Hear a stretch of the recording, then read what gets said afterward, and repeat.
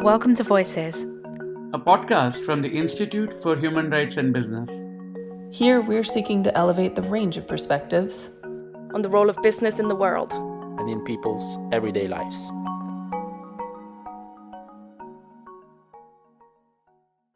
Hello everyone, this is Salil from the Institute of Human Rights and Business, and I'm here with four distinguished friends and experts on business and human rights. To my extreme left I have, not politically, just in the sense of the way we are positioned here right now, at the University of Bergen, where we are running this course with RAFTO. And to my extreme left is Froydis Cameron from Anglo-American. To her right is Mark Taylor, who is I'm sorry? Politically. To her right politically is Mark Taylor, who is at the University of Oslo and with FAFO, the think tank. To his right is, which is even more political, no, I don't know about that, is Marcela Manubens from the multinational corporation Unilever. And to her right, I have Pia Rudolfsson Goyer, who is of course with NOSIF and has been earlier with the Norwegian Ethics Council. We have about 30 minutes to talk about where things are with business and human rights. And my first question, I suppose I'll start with you, Pia, since you have the mic, which is a good place to start. Where are we about 8 years after guiding principles and almost 20 years after the Global Compact? Where have we reached in the business and human rights space? Yeah, I would say that we see a homogenization, do you say that, among different international initiatives, in that the UN guiding principles are referred to by several IFC guidelines and the OECD guidelines. So that is a good thing, that we don't invent the wheel over and over again, but that we reuse the good ones that we get. I also think that the due diligence process is gaining ground, both in terms of companies using the guiding principles of the due diligence processes to a far larger extent than earlier, and also that investors and lenders and also in public procurement, these are referred to and used. So I think this is a very promising progress that we see. And Marcela, as a large company which has been in the forefront of the whole conversation about the purpose of a corporation, on one hand, and an early champion of some of these standards, are you happy with the progress? Are you disappointed with it? Do you expect more out of it? Yeah, I mean, I'm always an optimist, but at times I'm frustrated, right? Let us take, for example, eradication of forced labor or modern slavery. So what we experienced in the fashion industry in the 90s, that was, workers going overseas, particularly for certain countries like China, in very poor conditions for that industry, in abusive conditions and forced labor-like conditions. Now it has become, we addressed that issue, we thought that we fixed it, and now we have modern slavery. So in that issue, I'm impatient. I have worked really hard with all of us, I'm sure that we are engaged in a certain way, but promoting, safety for workers, ensuring that contract labor, that was one of the questions I had before, which is the next generation, or informal labor in the worst conditions, is tackled through the work that we do, is forefront. And we are working with the Institute of Human Rights and Business in what we call responsible recruitment. The positives, how if you tackle the root cause of forced labor, many of the people are engaged through agents, whether it's an individual or a larger organization. And I'm working in what good looks like and promote that among, industry. I think is one of the most effective mechanisms, and we are working on 3 principles. Employer pays, meaning no worker should be paying a fee for a good job. Is no passports or IDs or freedom of movement should be part of that. And the third is no bond labor or like conditions, of course. So in that issue, I'm frustrated, and I would like all of us to do. I mean, we talk to everybody, to the Santa Marta group, which is Pope Francis' initiative, to CGF to create initiative with all the consumer goods forum companies, with G7, G20, with everybody. So in that is an issue that I don't think that we have made much progress. while in other places, I think that we have. I think that there is a tremendous understanding of the responsibilities of company thanks to John Ruggie and the UNGPs, even if it's voluntary and the treaty is being discussed right now. But I think that would voluntary change the world? I mean, we are learning that is not the case, right? So what is the next best thing that we need to do? But there is that engagement, there is that consensus. I have been very fortunate to have a CEO who has been front and central of that, and whenever I saw a thing, he was a champion of it. If we get more people like companies and organizations like here, I think that we will advance more. It's a little bit of a long answer. No, but it's very useful. You've given a very good scenario. Mark, you've been at the forefront of seeking corporate accountability for a long time. We go back a long way talking about complicity of companies in situations of real violence and conflict situations and so on. Are you frustrated by the pace all these years later, or do you think they are going at a good clip? I think it's impossible to know. I think that the companies like the represented here who talk and are able to show the progress that they're making and the efforts that they're making and the due diligence that they conduct and the engagement with workers and communities is a good sign. But one of the problems is that we literally don't have the data to be able to assess whether we're making progress or not in terms of company performance. States don't collect data in their national statistics, like they collect data about a lot of things, but they don't collect data about whether or not companies in particular sectors, for example, are respecting human rights, or on the other hand, are excluding their workers from social dialogue or repressing trade unions. So there's a fundamental problem in the field of business and human rights, which is that we can't actually measure progress when it comes to the overall trends of whether or not businesses are actually respecting human rights. And there's many attempts to create benchmarks, for example, which is great. That's really important in order to signal to the markets who are the best performers. But those are very often restricted to what companies themselves say. And a statement of intent. A statement of intent and kind of key performance indicators that are defined by process, not necessarily impacts. And of course, impacts are the standards by which we should be assessing. So I think that there's a real problem around data, but just more generally on the question of accountability. 10, 15 years ago when you and I were working on these issues at a very formative stage, there was a kind of open question as to whether the cases that were being brought forward in the courts were anomalous. Were they just sort of one-offs? Was it part of a bigger trend? And I think today we can say that in fact it's part of a growing trend. If you look at the cases both with respect to human rights, but also with respect to climate cases against oil, gas, and coal companies. Those cases keep coming, both kinds of cases.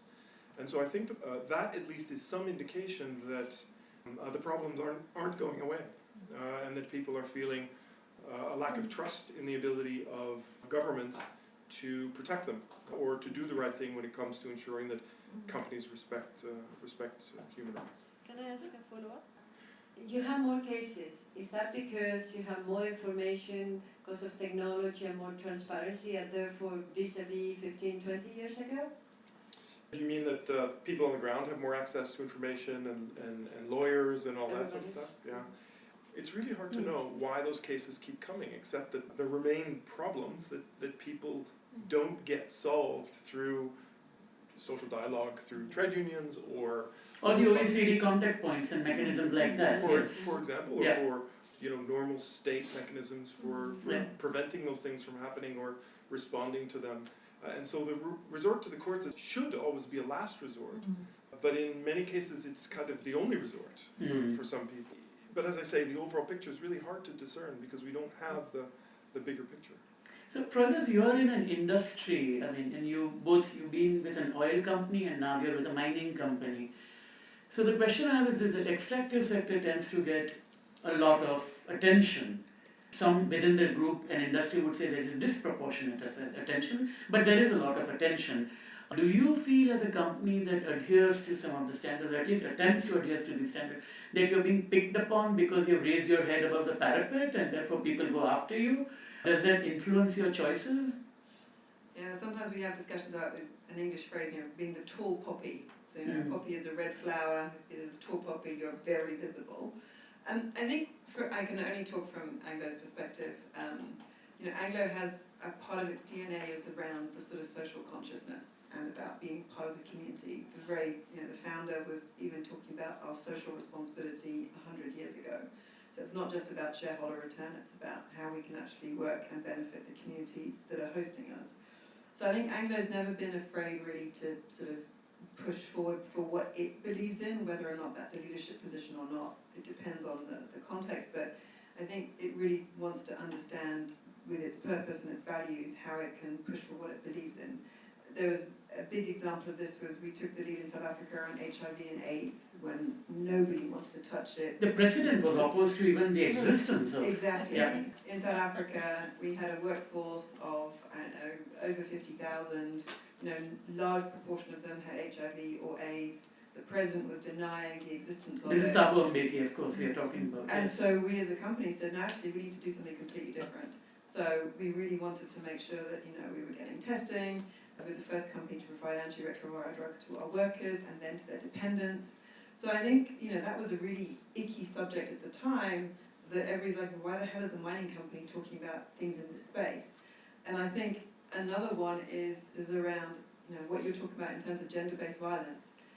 We have big issues in South Africa in gender-based violence. The president has called a national emergency. This is a crisis point within the country. And don't think for one second that the mining companies are exempt and they are a little haven of safety for all of the workers. That is absolutely not the case given the context. And so for us, we really want to be seen to be looking about how are we addressing some of these big societal issues which are very uncomfortable. These are not things that people want to talk about. They're often taboo. People don't know how to talk about these things, but they are really, really important to us for the safety of our workers. And of course, 9 times out of 10, our workforce are also our communities. And our communities are also our employees. So I think in the world of sort of human rights, there are things where we get, if you say, picked on, but you know what? Sometimes it's fair game. And we should be picked on, because if we're not being held under scrutiny, then again, I think that's the role that is very important for the NGOs to do that. I also think that's their raison d'etre. I would like to see us getting credit for some of the things that we do, and actually, but again, we can't always sort of expect that. But the other thing I think is around accountabilities, and I think for us in some of our operational contexts, we operate where there is very weak institutions from a government perspective. And so there are some allegations of what we're not doing, or we're being held account for things that we are not accountable for. And that's not us trying to say we want to abstain our responsibility. It's just there are certain things we just cannot be accountable for. And I think we, as societies now, you look around where states' obligations are very clear, but you have a number of states who can't even begin to start trying to fulfill their obligations. And so there is a default to things that actually function, which is often the corporate sector or the private sector. And I think we all as a society need to have a much more robust discussion and dialogue about accountabilities and really having honest conversations about accountabilities so that where things are not working, how are we ensuring that things as important as human rights are respected, are protected, and if there are in weak institution locations, how are we making sure that those things are actually taking place? You raised a very important point, Froydis, about state accountability, and it kind of ties into what I would like to ask all three of you actually, following on from that. Marcela, the question for you would be, you also operate, your company also operates in some fairly difficult situations. So if you can touch on state accountability. Mark, you were talking about ability to trace the process versus the outcome. But so often the outcomes are because of the state and not the private sector. So how do we refine that information gathering? And because you meet with the Ethics Council and you often look at the information to evaluate companies, whether they should be invested into or not, what kind of information you think these companies can provide to take the process forward? So does a company stay or goes, engage or doesn't engage when you are in a country that is abusive? Would you stay and engage with the government of Venezuela right now if you know that there are significant abuses? Or would you have stayed in Myanmar when there were the abuses of the junta. And even now, even And now even- Myanmar has yeah. abuses, yeah. So those are real questions, and I think that Freud, you were talking about certain issues, and when Mark was talking, it also reminded me that while everybody has endorsed, or most of it have endorsed SDGs, they are not, I said it before, not national action plans. And actually, even in other spaces like the modern slavery that I had, governments are not applying the same to their procurement. So we were instrumental in influencing some of the governments, although they are not the most difficult, that they did launch last year at ANGA those principles, and I think that they are going to cascade to the others. But I haven't answered your question. I think that in Myanmar we were not there for several very difficult years, and when we re-entered the country, which I was just coming the year later, we did the due diligence that all of you have been asking us for. There is recently in the last ANGA, not sure which organization presented a listing of the companies that have engaged with military procurement. Military is relatively independent in Myanmar, and therefore economically, and therefore the issue of procurement has been identified, and companies that serve a very difficult and key point. We were happy we were not in that listing, but still, how do you make sure that in countries where there were significant abuses and probably tainted every party, how do you engage? And for me, the example I wanted to give you, many years back in the fashion industry, in the Fair Labor Association, which was one of these first stakeholder organizations, the unions were demanding the footwear and apparel companies to, I'm talking about the late 90s, to exit China. Only one company says we are going to do it, that was Levi Strauss. It took them 2 years to be able to be ready, and by the time that they were ready, they decided against it. But the principle at that moment was, of the companies, including who I was working for, is like if we are in, we are going to be able to change that by creating health and safety committees at the beginning of union, by engaging with different organizations, by trying to improve the conditions. So there is not a decision fits all, and you need to be cognizant of who you are conversing or engaging with of the different countries. And also to all of you, understand that we are being asked to do both, to exit a country as well as to stay in a country. I just try to illustrate a few issues for you, but hopefully to Mark. So I want to take issue with a little bit with the premise of your question, because your point that very often it's because of states that companies get into trouble.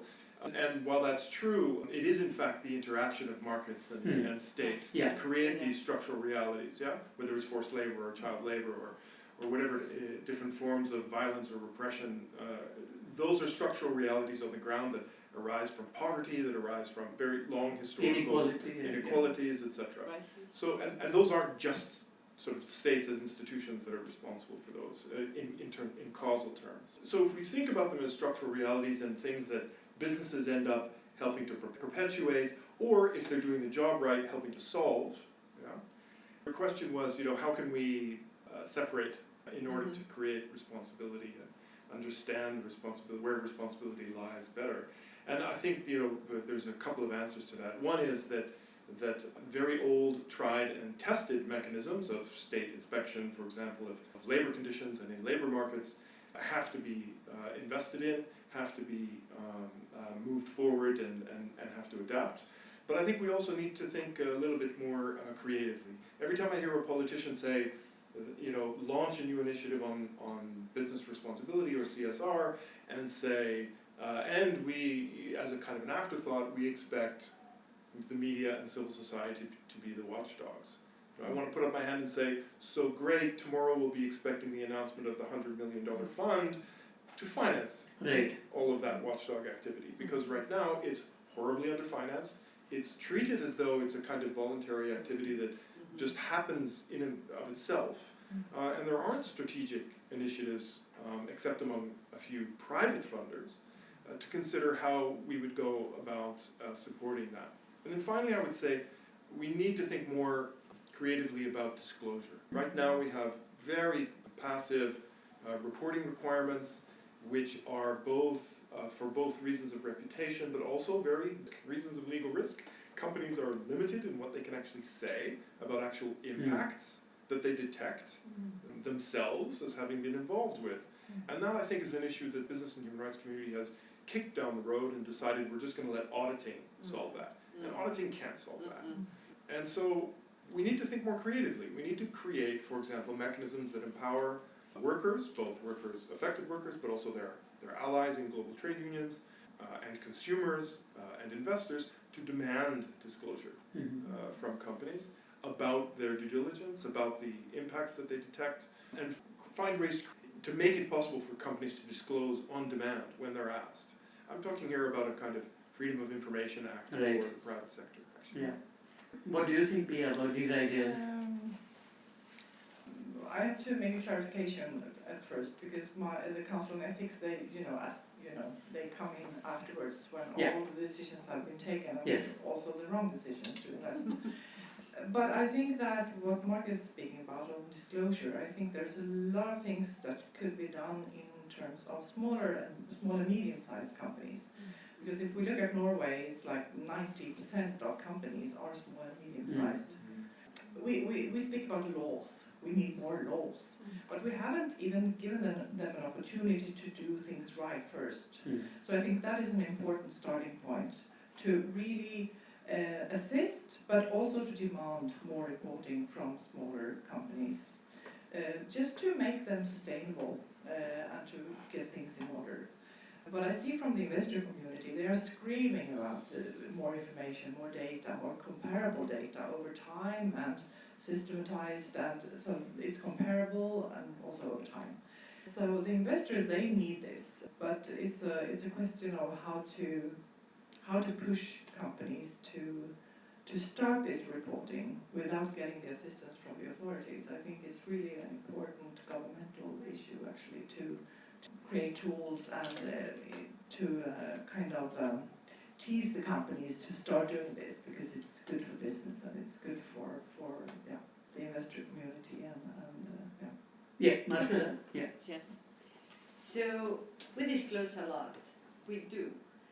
But if that need that Pia you're asking is from all the companies, and is certainly from the small and medium-sized companies, what I would be asking as a positive is alignment in all these information requests. Because I can tell you, we have a small team, and the decision I need to make, do I spend my day trying to report, or do I spend my day trying to do? So what we noticed with some of the initiatives that have tried to do what Mark is saying, rightfully so, to bring information together, demand from the companies, I noticed that there was a lack of alignment between UNGPs and all this, and they handpick certain questions. I have requests from human resources, for human resources, from risk, from this, from the other, from a country, is tremendous. So I think that coming up to terms in what matters, we should be on demand. I mean, there should be information, but cannot be on demand just for the sake of it. I mean, it has to make sense, and you have to be able to have KPIs, as Mark was mentioning, to measure progress over time, right? And if our companies are doing better, I would hope that consumers, markets, community really prefer our business. And I'll give you one small, point of reference. Our brands that are most sustainable and responsible have grown much faster than the other brands. So think about Ben & Jerry's, Seventh Generation, Dove, the others. So I think that there is hope that we are having some of the transparency that Mark and Pia are asking us, and you're pressing for, Salil. But my ask is to bring, in your roles, to bring more alignment so we can do the job, but we can do it in an effective manner. So we have about 5 minutes, so I want to start with Froydis and come this way with one final question to all of you. That civil society and some governments think that a treaty will solve all the problems. A. B. There are companies which have also, just as you have, Marcela, articulated it right now, the companies have routinely said that we want a level playing field, common standards, common rules and all that. So without getting into a detailed discussion on the treaty, which will keep us here for the next 5 hours, which is not the aim at all, but assuming it's going to take place, and it's assuming there will be a treaty in 5 years from now, which are the one or two things that you think must be there in that treaty for it to be meaningful?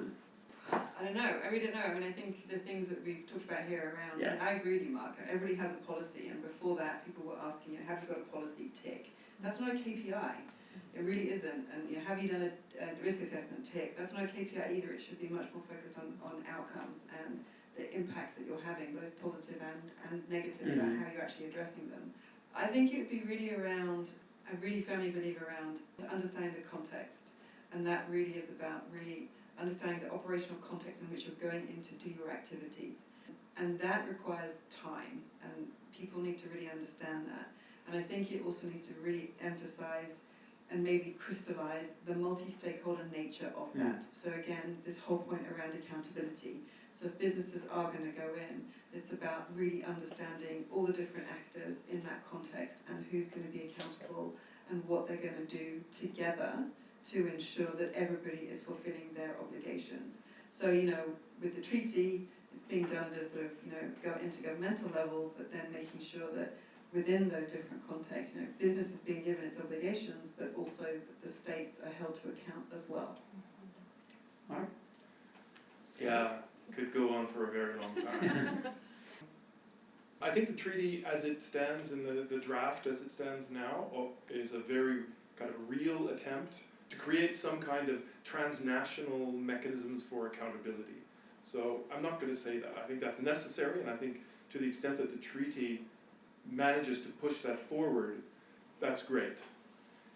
But I think what's missing from the treaty is a strategy that empowers the people who are affected by business to defend themselves. And I think that, so there needs to be some thinking in the treaty about how do we empower affected communities through this international law mechanism of a treaty to defend themselves. And so that's about trade unions, that's about the right to organize, that's about the right to information to affected communities. And protection of defenders and free expression. And protection of human rights defenders, which I believe is mentioned in the draft. But I think we need to think about the mechanisms that enable that, not just to mention it, but like the right to information and the duty to disclose that I talked about before. The treaty can't do that, but it can help to, I think, do what Froydis just talked about, which is to create the mechanisms at the state level to enable that, to require states to make sure that their peers, other states, are ensuring the protection of human rights defenders, are allowing trade unions to engage in organizing and social dialogue, are allowing affected communities of artisanal miners or other kinds of informal workers to organize in collectives, etc., in order to protect their own rights, defend and advance their own rights. Goodness, I think that both of you address very, very critical issues. The world has been divided on this discussion, right? Between treaty or not treaty. And the treaty discussion took place because other mechanisms failed, right? Voluntary mechanism failed.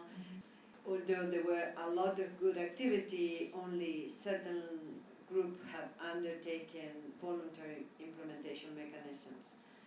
What I worry about, it was outlined by both Froydis and Mark, that there is not a balanced account. I mean, in the current state, and I cannot give you a really total answer to your question until I see the final product. Of course. Because I think that it has to bring responsibility for all the actors.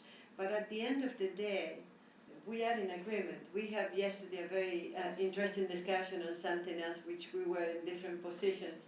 But I'm in total agreement with Mark. I mean, at the core of all this activity, it's not the activity per se, but it's the people who may have been negatively impacted. So that's what we want to solve. If we create all these, very difficult mechanism and antagonistic, I would like to put in motion preventive mechanisms. And if that fails, and I have such a framework like the treaty, then and is effective, I'll be very pleased. But I still believe that there is a lot of work to get done for that to cover all the elements that we want to. Are you waiting with bated breath for a treaty?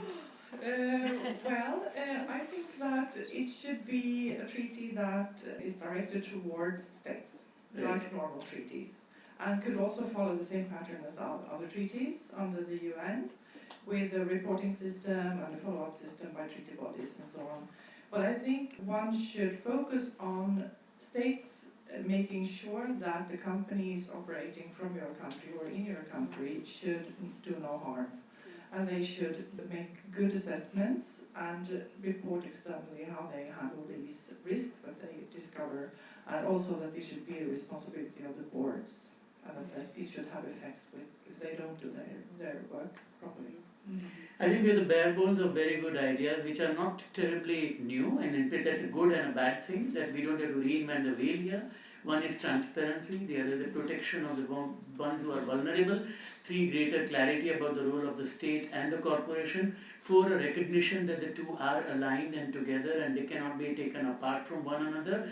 And 5th is to make sure that there is a common framework and reporting requirement that everyone understands, so that we make sure that the people who are affected the most suffer the least. Froydis, Mark, Marcela, Pia, thanks very much indeed. Thank you. Welcome. Thank you.